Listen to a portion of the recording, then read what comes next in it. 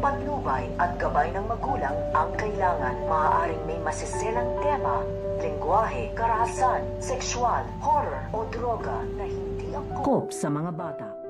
Dahil sa ginawang pambabastos nito nga ni Bong dito nga kay Babos at panggugulpi dito nga daw kay Celso at sa pakikipag-away nga nila dito nga sa grupo nito nga ni Tanggol ay hindi na nga ito mapapalagpas nito nga ni Chief Espinas. Kaya pahihirapan nga dito at parurusahan nito nga ni Chief Espinas ito nga si Bong at ang kanyang grupo. Dahil pagkabilin-bilin na nga nito nga ni Chief Espinas dito nga kay Bong na wag nga daw na ditong gagalawin ito nga daw si Tanggol dahil sa nga daw dito ang makakaharap nga daw nito. Kaya pinaparusahan na nga dito ng gusto ito nga si Bong nito nga ni Chief Espinas. So ito naman si Bong ay nagmamakaawa nga ito dito nga kay Chief Espinas pero hindi nga siya dito pinakinggan. Kaya nga ito nga si Bong ay naiisip nila dito na matatapos na nga din daw dito ang kanilang paghihirap dahil isasagawa na nga nila dito ang kanilang pagtakas at pagpaslang dito nga kay Chief Espinas at dito nga daw sa grupo nito nga daw ni Tanggol. So ito naman si Rigor ay nag-uumpisa na nga ito na mag-imbestiga ito nga sa mga namumuno sa kulungan lalong-lalo na nga ito nga si Chief Espinas